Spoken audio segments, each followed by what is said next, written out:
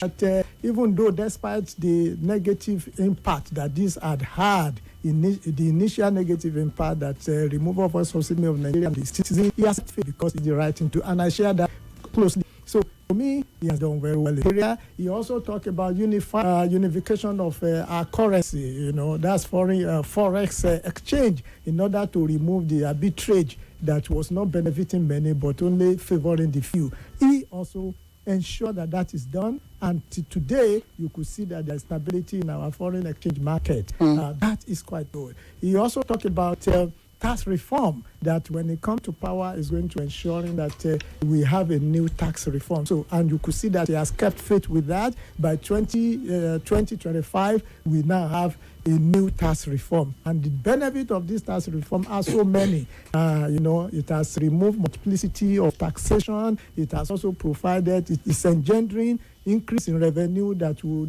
be available for all the 3 tiers of government. It's also going to ensuring that we are going to have people who earn less than 1 million naira will not be taxed in this new tax reform, as you know, or tax law.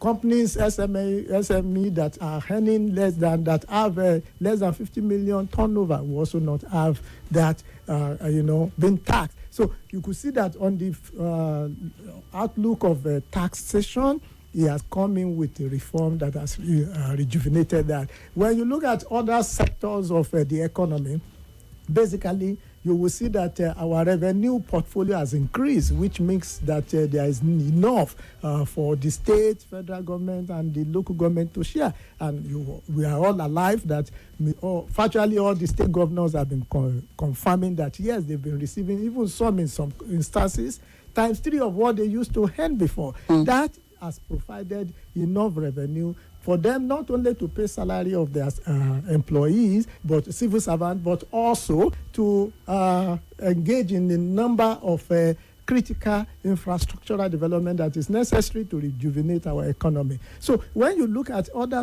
area of economy as well, you could tie that also to the provision of non-profit loan to our children in higher education. About 282 billion naira has been disbursed to over 1.5 million people. So, which means that they are now able to stay in their schools and learn without any anxiety of whether they will get out of school simply because they can't pay.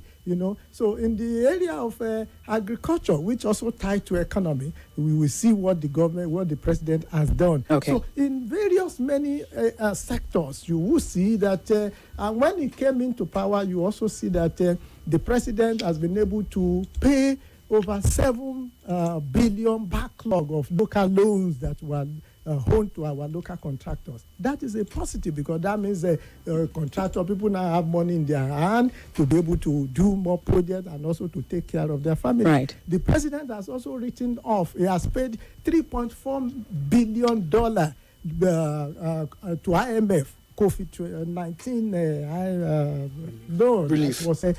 That again gives credence to us that, if we are credible as a country to be able to get more money. So pass mark across board. So my pass mark for the president, is that even for civil servants, the salary has increased by over 100%.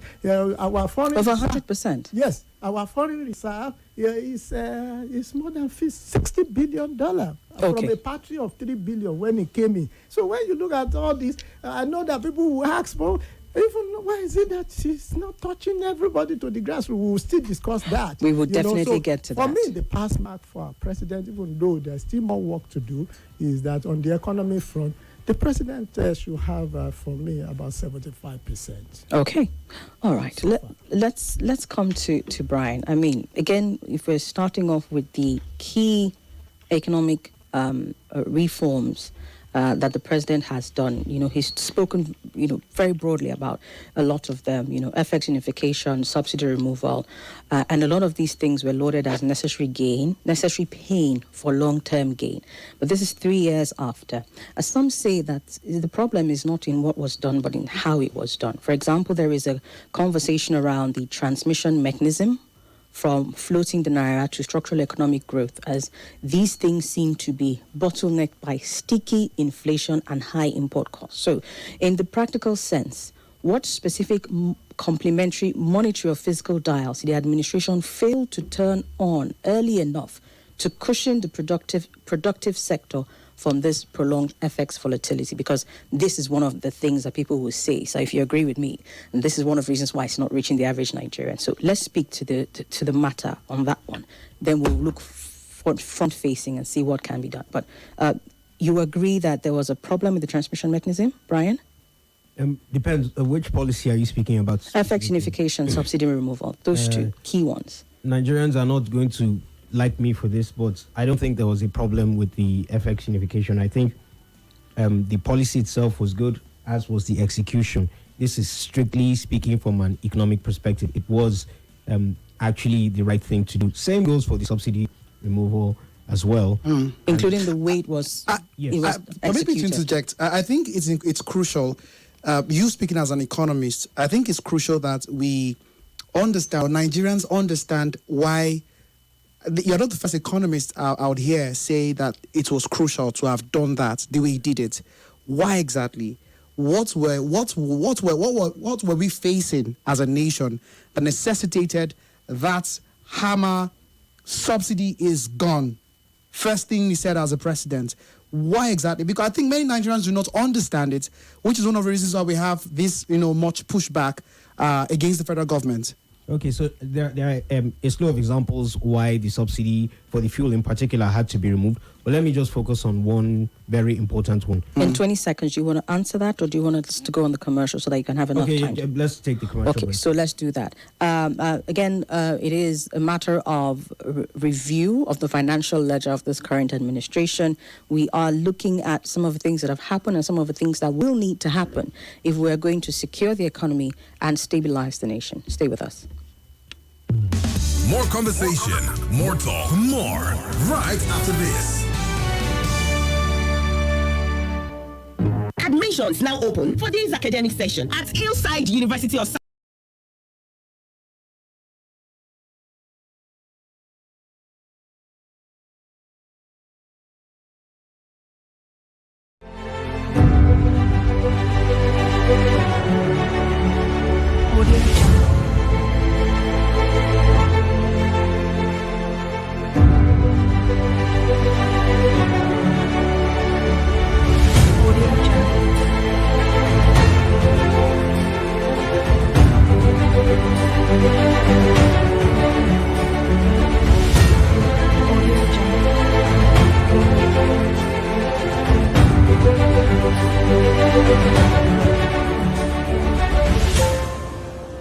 Audio Jungle.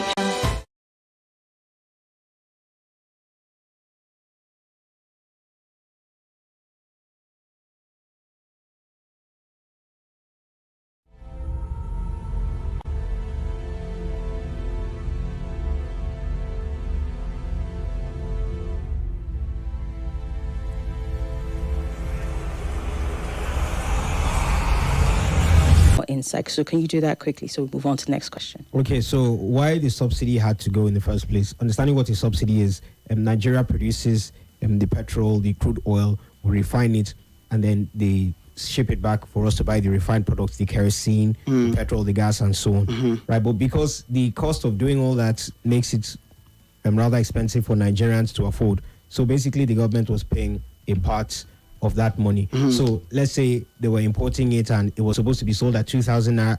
I'm just using random figures. It was supposed to be sold at 2,000 naira per litre. Maybe the government would take off 1,000 naira and then we'll buy it at 1,000 naira. So the government pays half. So the important question to ask is, where is that money coming from? The money is coming from somewhere. It's at the expense of some other thing.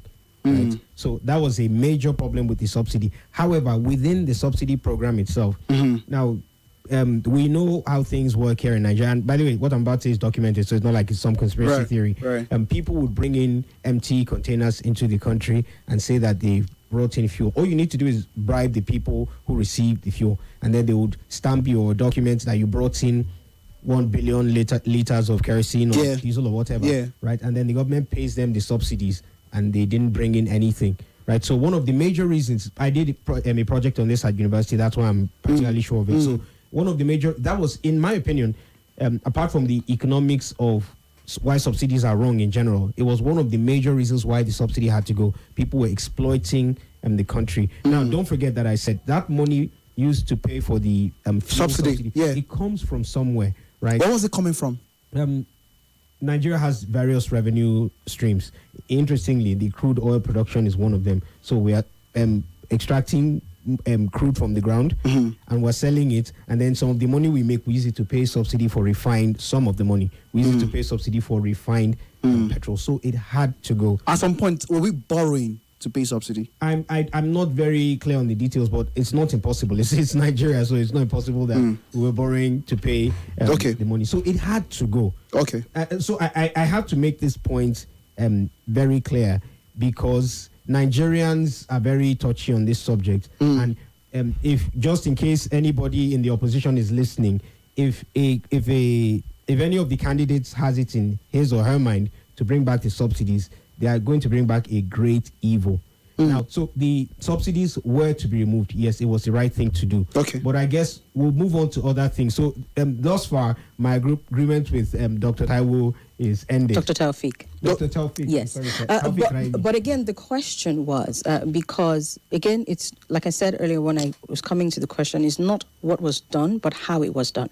I just want to hear, do you agree that the transmission mechanism from floating the naira to structural economic growth was not faulty in any way? There were no inflation or high import costs that made it a bit of a sticky issue?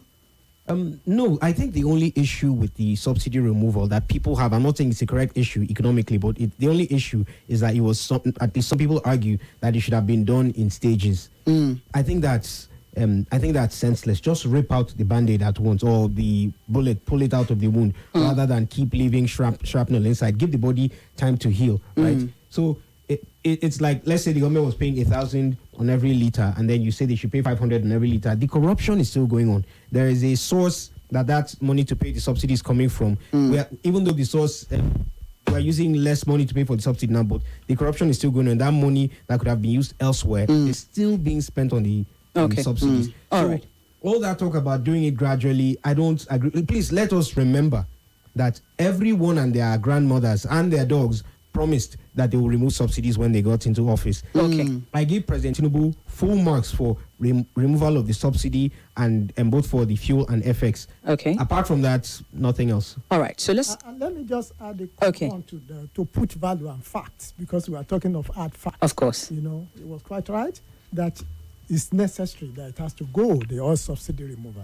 And the fact I want to put onto it is that at a point in Nigeria, by previous administration, the amount that was being paid to subsidize fuel on daily basis was 18.4 billion naira. I mean, and that Dr. Taufik, about 4 trillion naira in 2020. I mean, Dr. Taufik, some would argue with you. Some would argue with you. Some would argue with you that when you look at it, really and truly, it is the role of the government to subsidize. It is the role of the government to provide a buffer for people.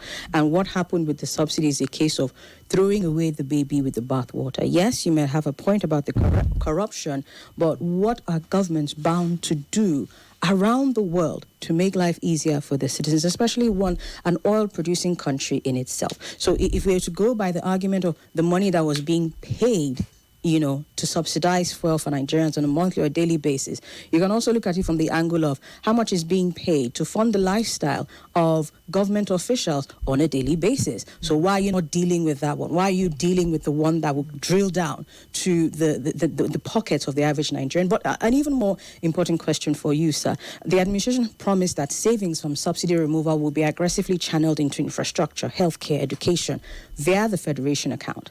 Looking at the fiscal trajectory in these past 3 years, has the quality of public spending at the state and federal levels genuinely reflected a subsidy savings windfall? Or have we simply substituted petrol subsidy for an expanded cost of governance? That's a quite loaded question. Yes, sir. And I will say, I will answer it simply that yes and no.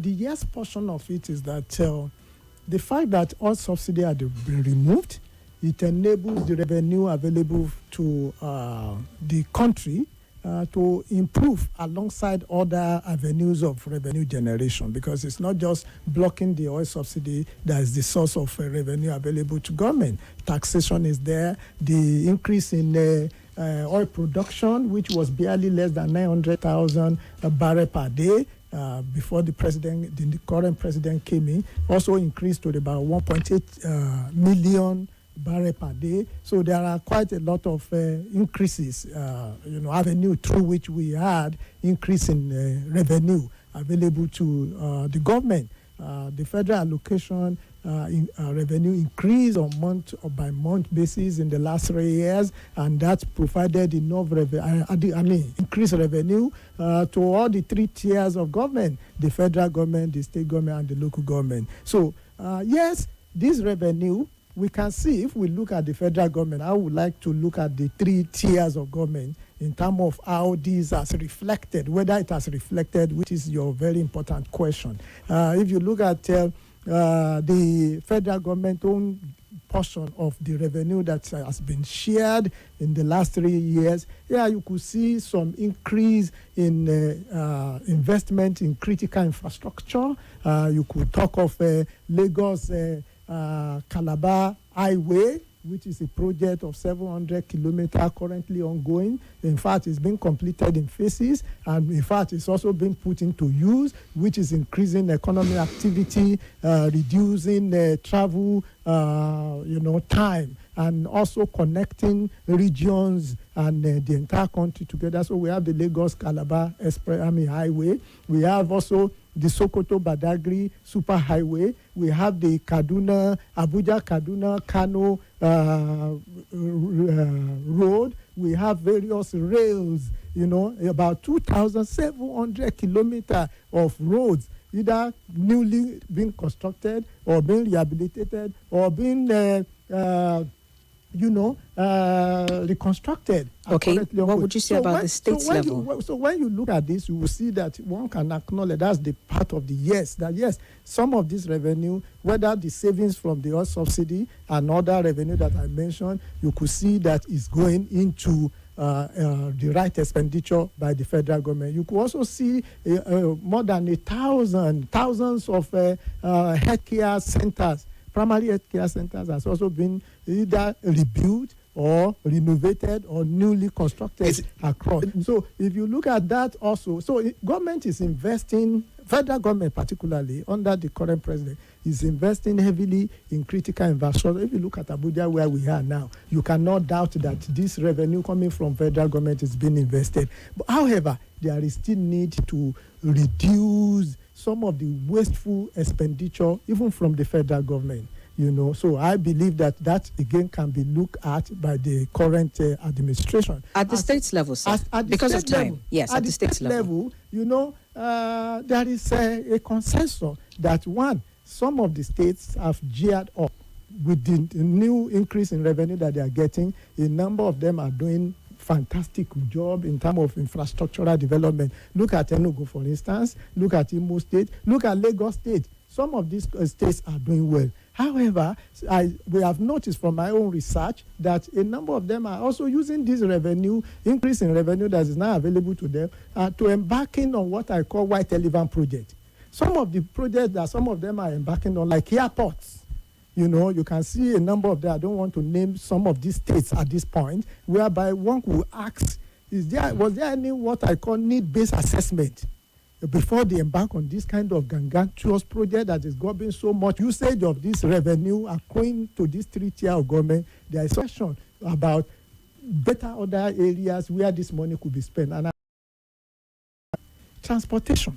The CNG buses that the federal government has promised, we have seen some of them. I will want to see more of such, so as to ease cost of transportation. The housing project that the federal government is embarking upon, about 14 states are already participating. Is that the second area you wanted to highlight? So I will expect more opportunity to be able to have such projects, coming up, completed on time. Thank you very much. His cost of housing for our people. Thank you. We need to go to the phone lines. We still have our guests in the studio and a few other questions for them, but we're not able to get the benefit of another person who would have brought in some other angle to this conversation. So I see some people already telling me that some people are already telling me that it's one-sided. But I really don't think that it is.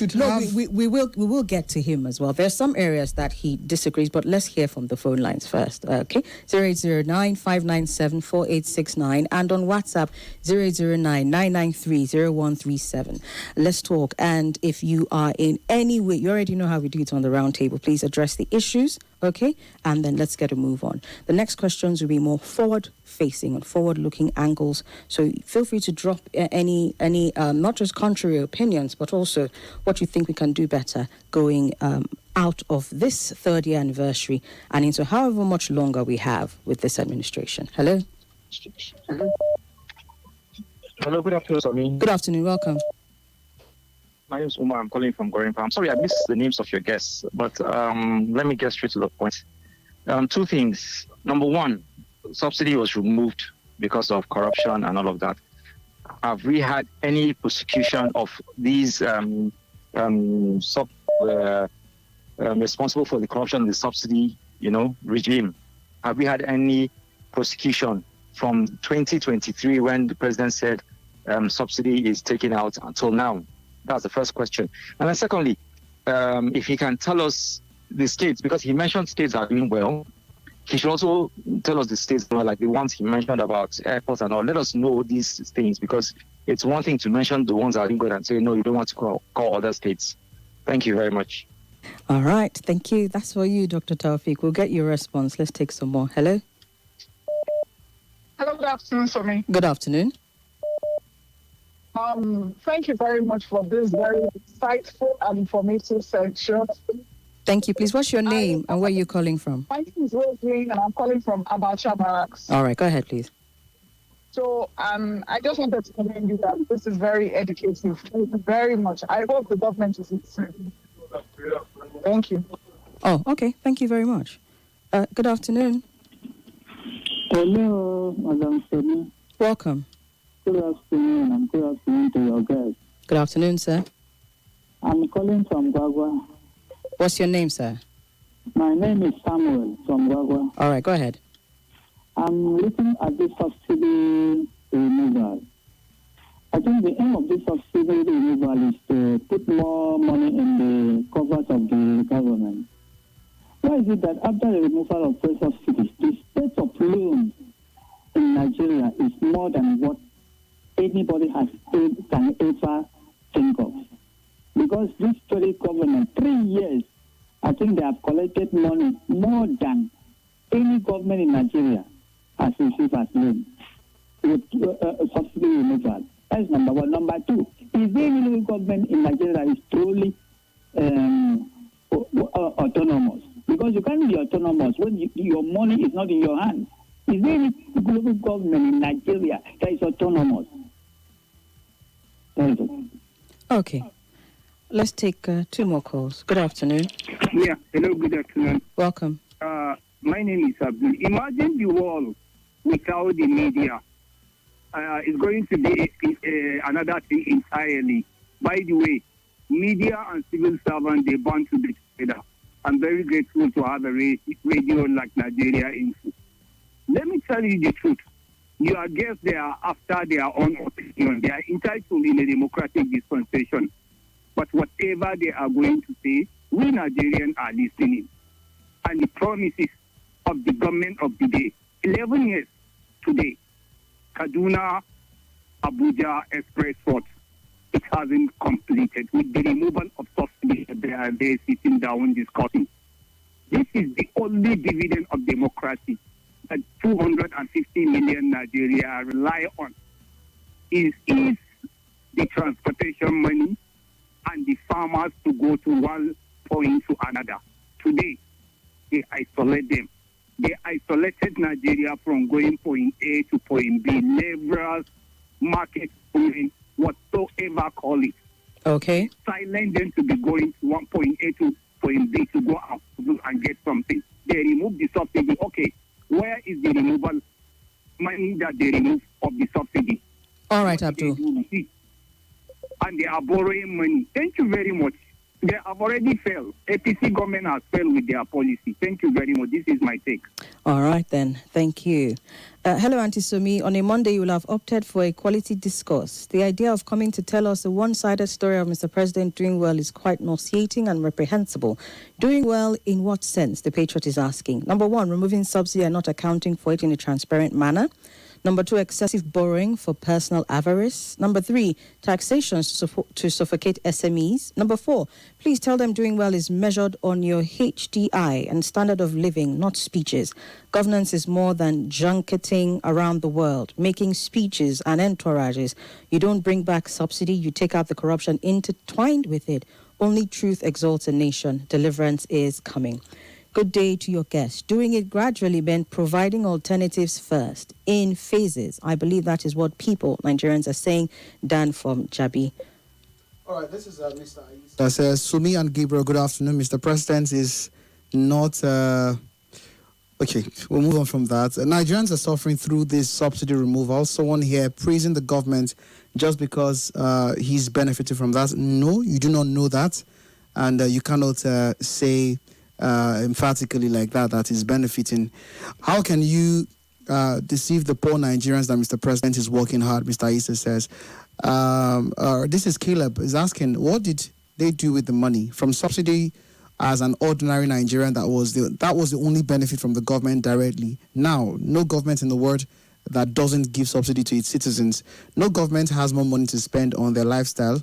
It doesn't reflect on the life of Nigerians. More money for governors to chill with. Have you seen the convoys of the president or governor? In Nigerian, as a Nigerian, I rather say it's for the rich in administration to get richer while the poor get poorer. Caleb says. But let's come back to you, and we'll come to you shortly, Mr. Brian. What do you think is the problem? Many people who seem to understand what the government is doing. They understand it and they are so convinced the government is doing well. But everybody cannot be dumb. Many Nigerians cannot be dumb at the same time. Many people seem not to understand or can't see what some other persons are saying. Where's the disconnect? Why is it that many people have this harsh, and it can't just, everybody cannot all be political at the same time. Some people really want to have answers. So what is it that people that understand the government, what are they seeing that others are not seeing that makes it so difficult for the people to understand the policies of the government? Okay, well, Gabriel, that's a very quality question you have asked. Please move closer to me. Oh, that's a very quality question, again, from you guys. And, I personally always sympathize with Nigerians when they express their concern like this. It looks as if some of us are like once accused us benefiting from government. I would say all of us are actually benefiting from government. You know? No, the benefit I'm talking about is, for instance, look at FCT. I'm sure you came through a particular route to this place. That's benefit. Government use the revenue that they are getting. But the kind of benefit people are talking about is not money. Doctor, don't you think that the comments like... Sorry, Doctor. Don't you think that comments like this very last one you made is one of the reasons why many people believe that there is no attention to Nigerians? But when you say you took a road to come to this office, the roads have been constructed before this administration came into power. But additional roads are also being constructed. What if the person didn't take the additional roads? Because that's a blanket statement to make. Look, when I say that, it's not blanket. Let's get deeper. I know we are very emotional about this, but also you want us to tell ourselves the truth. You know, the truth is that government is working for all. However, in terms of communication, you ask where is the gap? The gap is, for instance, you have invited me here first as an economist, and I must look at my background. I must look as a development expert. I'm not here to come and either praise the president if he's not doing well. I've identified the gap where the government, our president is not doing as much as he should do as of today. I have also propounded that even part of that revenue from one subsidy saving should have been kept in an escrow account maybe invested in particular kind of like transportation I mentioned earlier, instead of everything going into VAC and the thing is shared across and we cannot even separate the surplus itself. I've equally mentioned that before. But when I said we are all, just like we are all sovereign in terms of the impact of some of these reform, some of there are also benefits that some of most Nigeria are also benefiting. Okay. So I want to believe that there's the need for more communication from whose government, government, okay, you know, and its agencies. I also want to believe that we should also, government, not just a federal government now, across, they should also prepare what I call need-based assessment in terms of areas that will impact more in the life of our people. Okay. Thirdly, I also want to even ask our president, you know, that as he goes into the fourth year, you know, he still has the opportunity to continue on some of these reforms, and the ones that are still causing untold pain to Nigeria can as well be reviewed. Oh, that's an interesting point that you made. We're going to come to that because the president, you know, at the end of his speech on the anniversary, was very, very committed to continuing with the reforms as is. There is no consideration of tweaking this here or tweaking this there. But let's come to you, Brian, because it's interesting the faces you were making when Dr. Taufik was speaking. I mean, you are all for the foreign exchange reforms and subsidy removal reforms. So what is then the issue? Because you also said the mechanisms, transmission mechanism, everything was on point. So where is the gap? Let me bring the question that Gabriel asked Dr. Remy back to you. Okay, so to answer your question, I would use, or let me put it this way: the reason why people are mad or are upset, pardon my use of the word mad. The reason why people are upset that I, for example, said that the subsidy removal is good policy is just simply because, despite the fact that the subsidy was removed, things aren't getting better. Things are getting noticeably worse. I don't side with Dr. Taufik Raimi, in his assessment that the government is doing well. I would score the government less than 20%. Why? If the reforms are on point? It's one thing to do two things right, and then it's another to do the remaining 99 wrong. That's my position. So what is the government doing wrong? The government did two good policies: subsidy removal and FX liberalization. But every single step, or most of the steps they've taken since then, have been entirely horrible. Such as? Which is why, okay, so the tax reform, for one, Dr. Taufik spoke about how the tax has brought in people that weren't paying before, and it has ended multiple taxation. Now, in the aspect of ending multiple taxation, that's actually commendable, right? It's better to be taxed once than to be taxed 10 times. Right.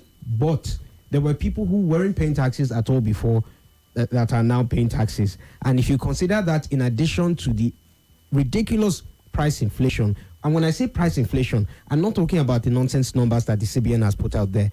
I put it to all Nigerians. The inflation figures are fake. We all know the inflation figures. We go to the market. No, we don't actually. What are the inflation figures? It's around 14 to 18% now.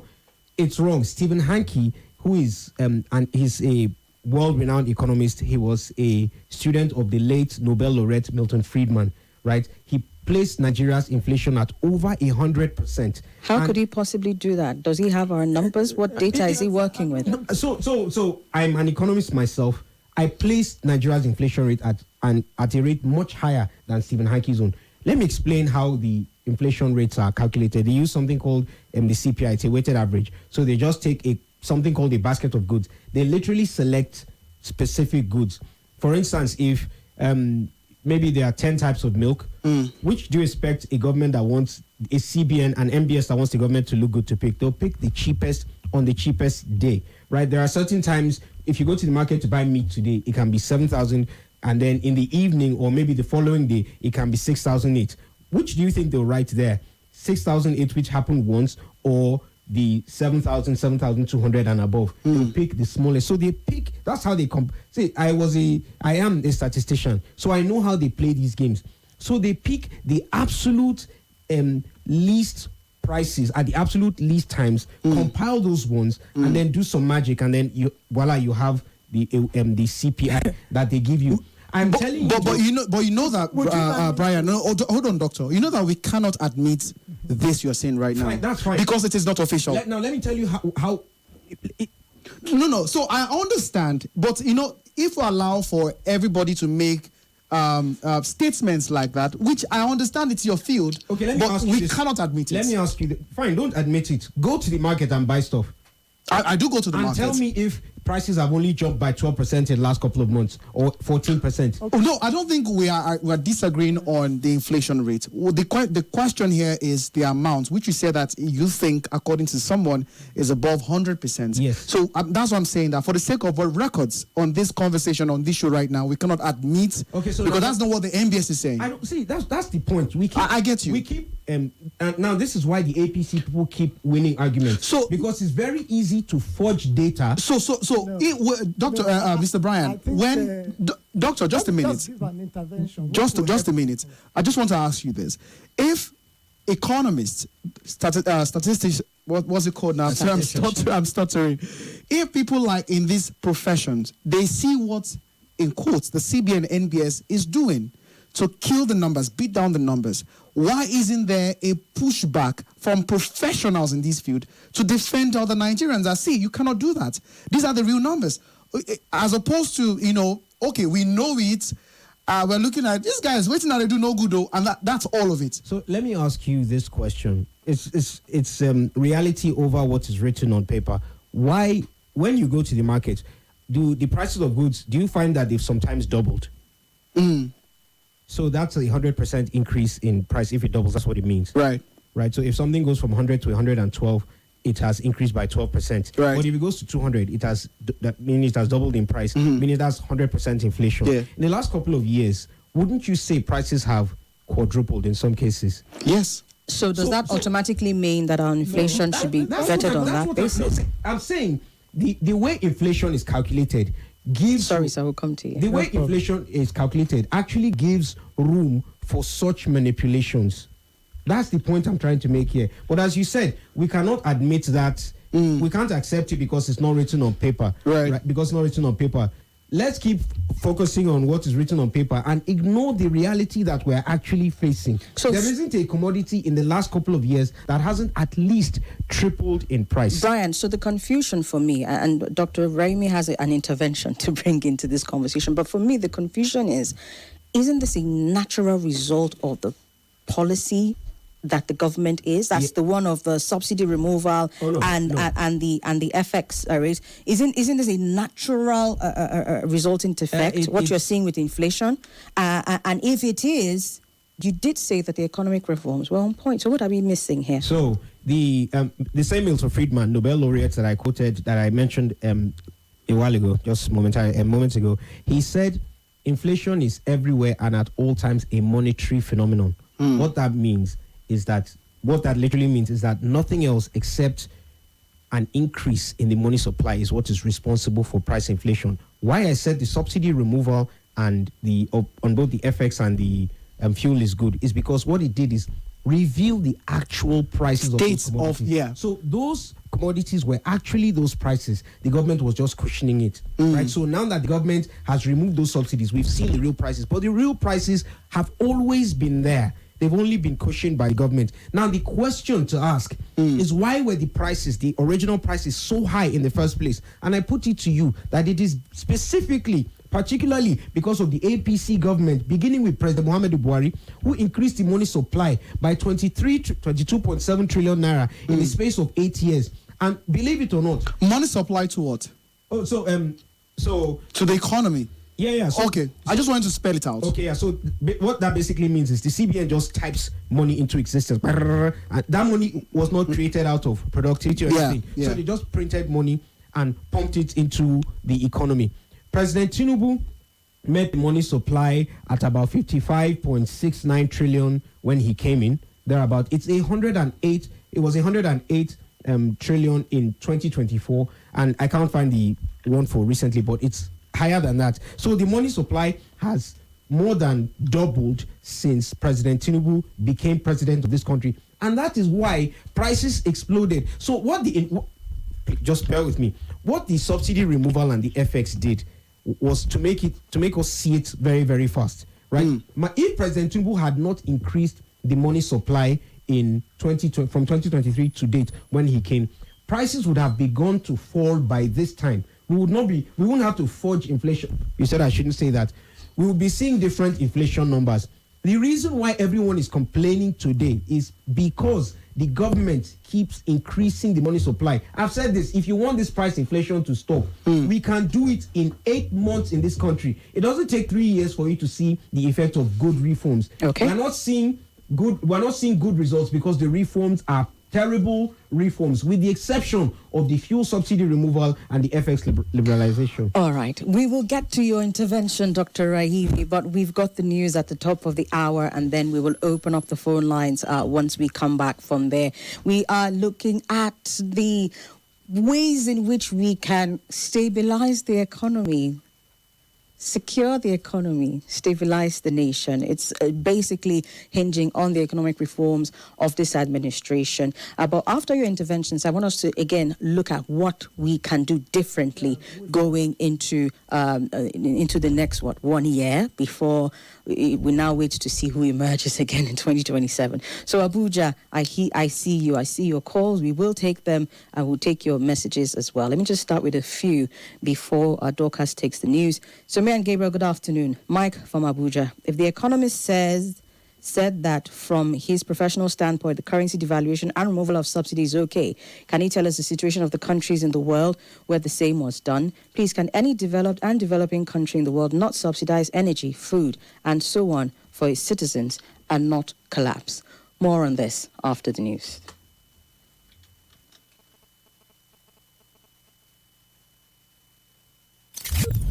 The details. The stories. With the updates. Your number one station for talk.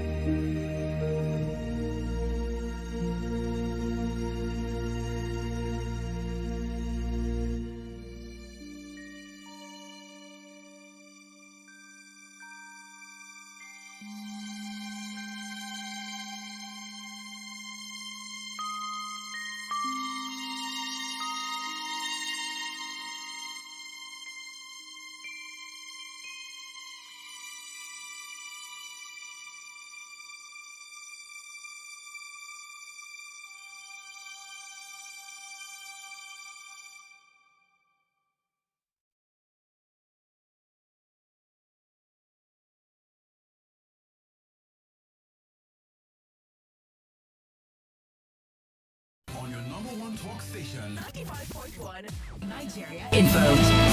Nigeria Info. Let's talk. With all the stories that make the news, The headlines, the caption, the breaking news. details of the stories Let's talk about these and more. on 95.1 Nigeria Info. Let's talk. Welcome back to Hard Facts. This is Hard Facts. Hard Facts. Hard Facts. On 95.1 Nigeria Info.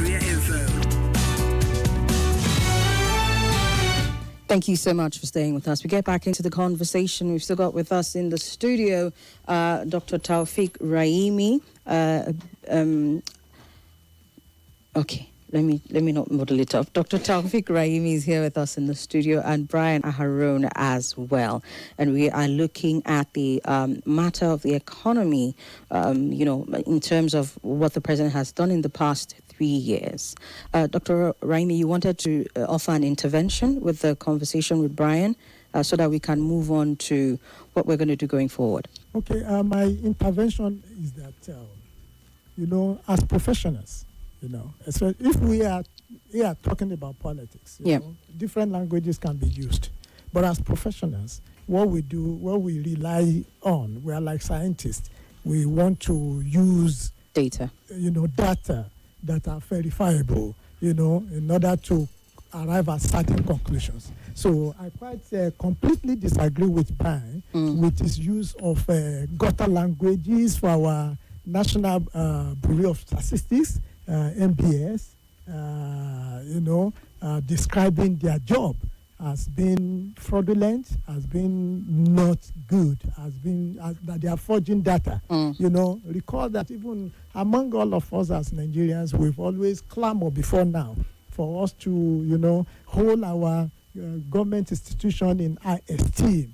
And I will not sit here, even though, despite the fact that I also have bias for a political party, I'm a chieftain of APC, quite right, and it's my responsibility to defend the, activity or plan or policies of our government, whereas I also probe as a professional into those policies as to how to improve on it. So I won't sit here to listen to such languages for our MBS. That's one. Two, the fact that he has not even brought any other empirical data to contradict what they have done.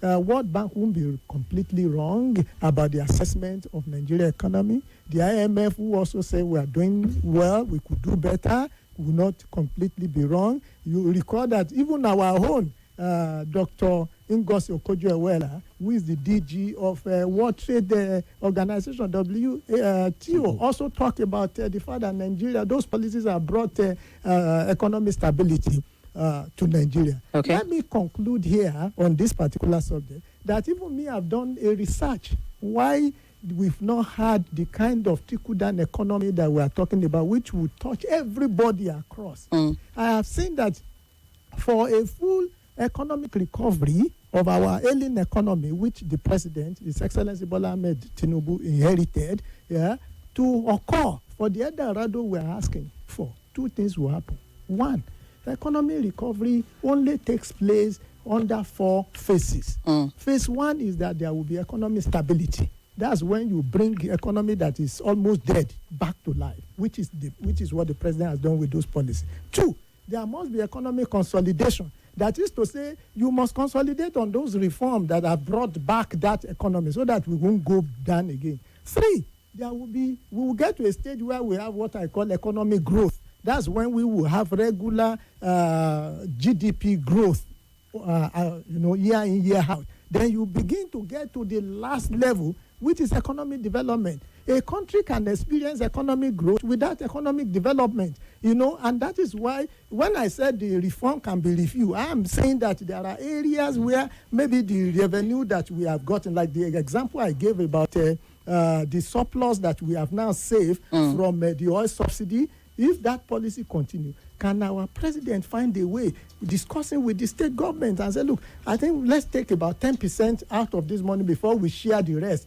and launch it and invest it directly into social impact across for everybody. That's the kind of thing we should be talking about. So I do not see any problem with all the policies so far, but it can be improved upon. Savings can as well be deployed into certain areas that will will impact more into the life of our people. Look at when people say they are not seeing the benefit. I cite the example of Net Fund. Some of our children are in our institution. I cite the example. In the last 3 years, did you hear any of you, Gabriel or Moni, Sonny, did you hear any of our universities, especially public universities, going on strike? These are things that are tangible. They have been instances in the last 3 years. In the last 3 years. They have been instances. But those instances, are they like the previous last year? They will go on strike for like a year? Just this year, Doctor, this year, private school teachers right here in the FCT went on strike. I'm talking of the tertiary institute, like the ASU strike, the NANS, Yes, they still threaten the strike action this year. That is threat. I am saying in the last 3 years, you have a repeat of what we used to have before in the last 10 years, 15 years ago. I mean, even previous administration of I think, Doctor, I think you've made your point emphatically clear. But I think that, and this is one of the issues many Nigerians have with those who, if I can say, speak on behalf of the government or try to make others see what the government is doing. It is when statements such as in the last 10 years, that's a long time ago. It's like, why do we always benchmark? Why do we always know where we are? There must be bearing. Look, that's what I call PPS. So you consider. No, I wasn't done, sir. I wasn't done. So you say what you're saying now is that as far as education is concerned, the government is doing absolutely well. Is that what you're saying? Government has made some progress, and more progress can be made. We are not where we are to be, but we are not where we used to be those days. You keep mentioning NEL Fund, and it's something that comes up a lot of the time when it comes to the administration's achievements. Some people would argue that it is not sustainable. You're looking at a system that is pumping money into a budding part of our economy, a budding part of our population, and you're not solving any of that problem outside of it. You are having monies pumped in terms of loan. They say you're creating future debtors because people are coming out. You're coming out of these schools, and what's the job market like? How many of them can get jobs? Do you have initiatives that are funding the development of these people? Even look at those who do get jobs. What happens is that they're working in critical areas that are sorely underfunded, and you're having a brain drain problem coming out of there. No. So I mentioned that because you keep mentioning NEL Fund. I didn't want to get into that so that we can get to the core of the matter, which is what we can do differently going forward. But I also appreciate you. There are holistic approach towards revamping our economy. Yes, sir. Look at the increase in foreign investment in Nigeria. That will also create jobs. This graduate that we are talking about, we are all passionate about this. All right. Let's have Ryan. So Ryan, go on. I keep hearing this, respectfully, Dr. Raimi. I keep hearing this narrative of foreign investments coming to Nigeria. When companies were fleeing Nigeria, we all heard of it. But these magic companies coming into Nigeria, can I get a list? Can we see where they are? There's a trick that they do. I'm an economist. Before I switched to Austrian economics, I studied Keynesian economics. I studied neoclassical synthesis, what he knows, right? So I know the tricks of the trade. People confuse FPIs with FDIs. Investments. Do you mind using, break it down. For FPI, what is terms? FPI? Foreign direct investments. Okay. Where money just, companies actually come and set up here, right?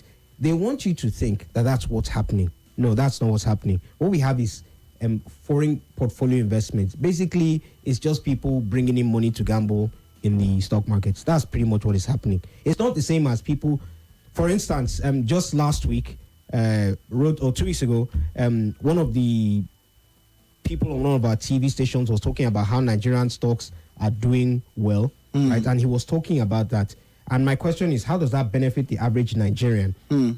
Because the stock market is doing well. Nairametrics did the head of Nairametrics himself, Ugo Dre, did a program a couple of months ago, and I wrote an article in response to the program. He said that he has observed that the stock market is doing well, the banks are doing well, but the average Nigerian is complaining. He sees the problem, right? Now, what they want us to do, the APC people, is to focus on how the elite in society, how the bankers and people who gamble with money are doing well. That's not what you are doing. I was careful to not interrupt for the most part when you spoke. I would appreciate it respectfully if you grant me the same courtesy. So that's what they do. So they focus on money being shared at the top. But the average Nigerian, that's why people want to kill me, because I'm saying subsidy removal is it's a good thing. Nobody has gone that far. I'm being hyperbolic here. The thing is this: Nigerians, you know how much bread was and how much bread is today.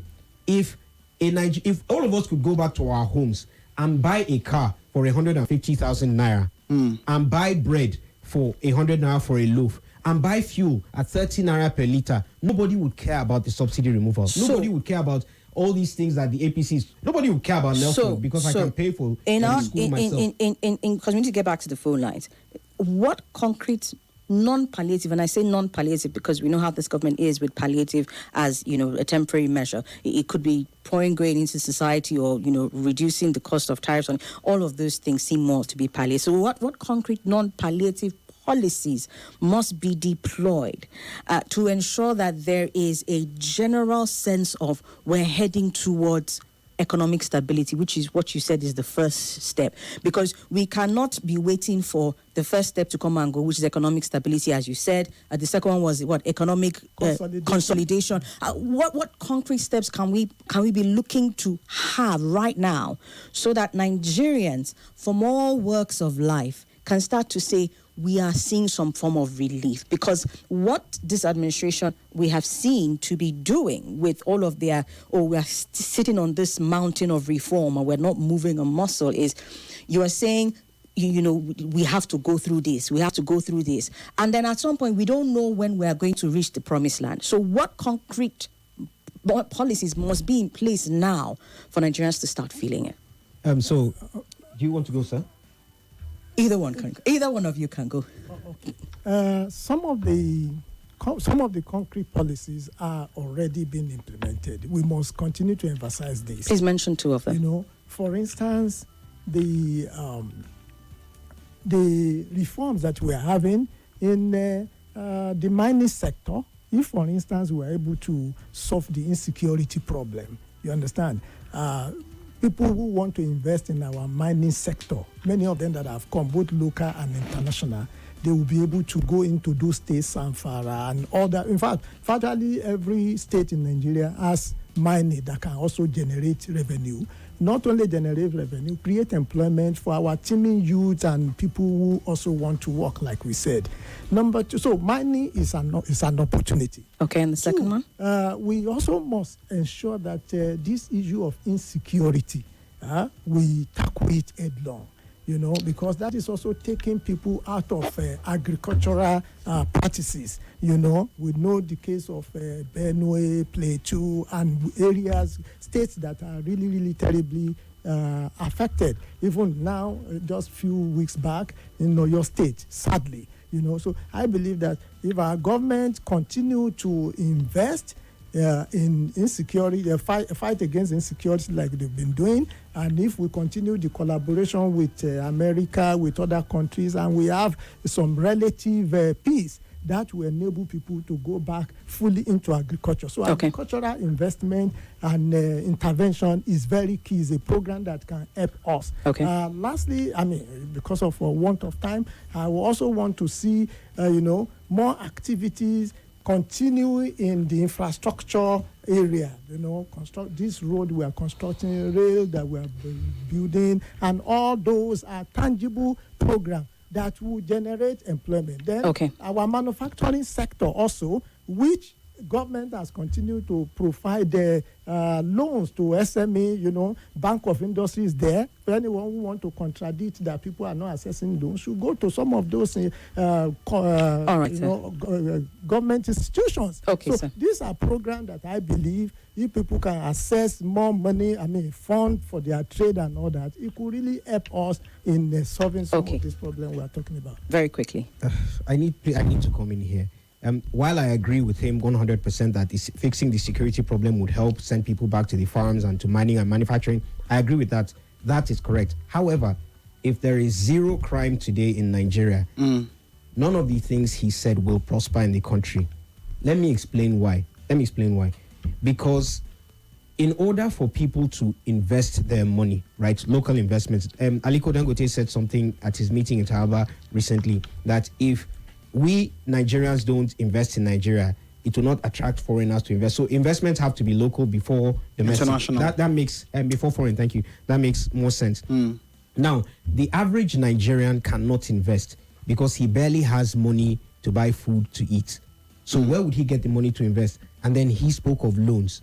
Those loans, nobody has savings. Think about this. People don't have savings in Nigeria anymore. Right, there was a report that less than 4% of Nigerians have more than 500,000 naira in their accounts. Imagine that. So nobody has savings. So with what? Where are you going to get this money for the loans he's talking about? Let me tell you where they'll get the money from.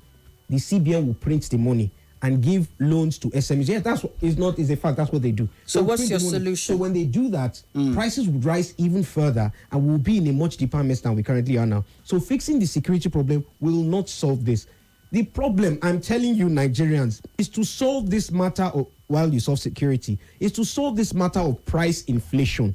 If inflation is not stopped, reversed, and we get to a point where we have productivity, growth-inspired deflation, so prices are falling because goods and services are increasing in the economy. If we do not get there, if we do not cross that bridge, nobody can fix Nigeria's problems. Not Tinubu, not Obi, not Kwankwaso, nobody. We have to get to the phone lines very quickly. But you mentioned that we need to start selling, right? And not just being, that's what you're saying. Not just being producing and selling, ultimately, or just producing. No, producing and selling. Producing and selling. The first things that comes to mind is oil.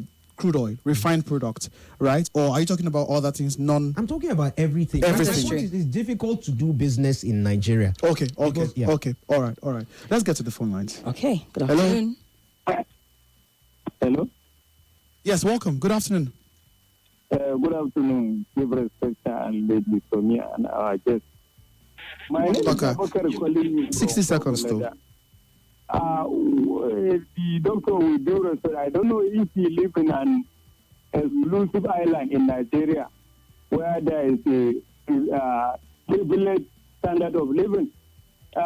Government will not acclaim a good record for herself. She must enjoy a favorable feedback from the citizenry. When the policies of government continue to alienate and impoverish millions of Nigeria, you don't call this reform. Reforms empower people, empower citizenry, create general prosperity, create employment, make cost of production affordable. Then you see industry thriving, commerce thriving, trade thriving.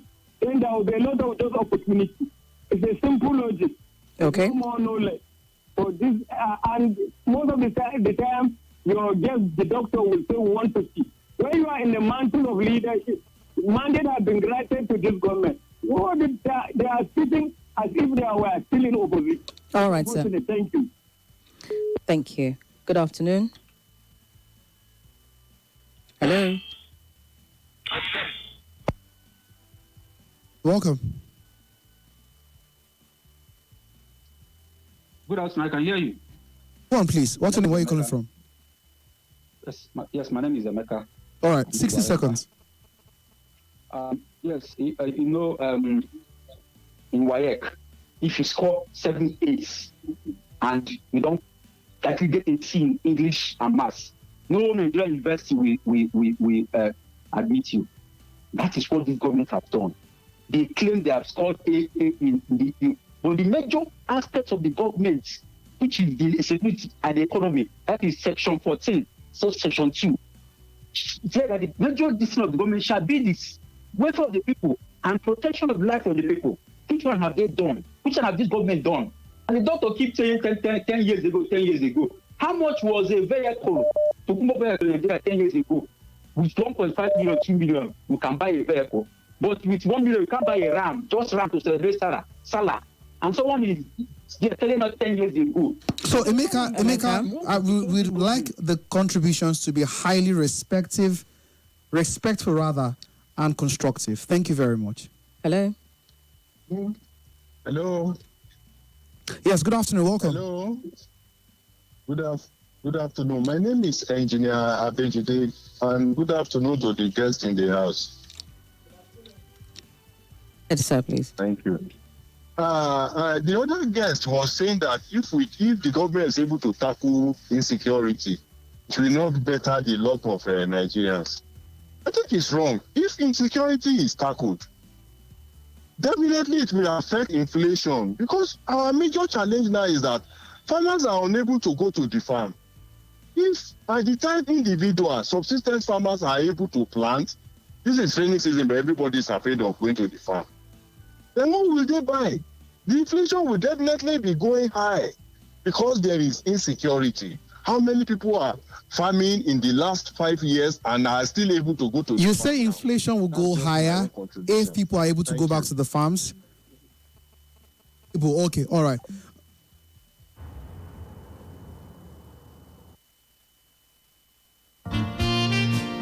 For over 3 decades, is Nigeria Info.